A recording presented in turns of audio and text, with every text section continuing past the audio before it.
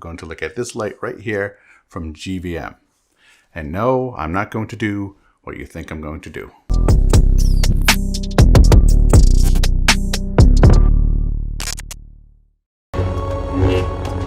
Pretty cool, huh?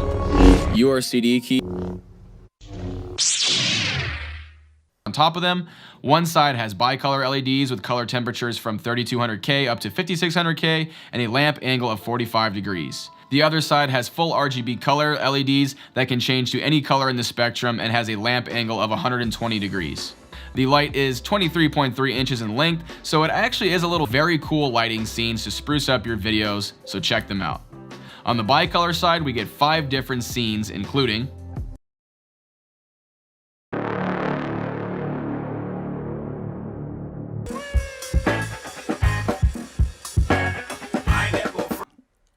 they included a battery, but not only the batteries, but they also included this nice little charger here. So between the lights and the charger and the battery, you can get up and running real quick. It comes with this nice hard shell case, so you can just put everything right in here, carry it along, and you're all set.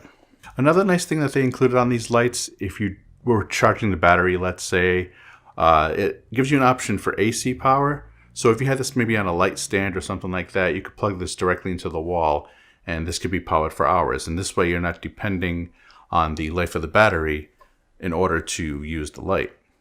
To turn it on, there's just a switch on the side there. So it's nice and easy to get up and going.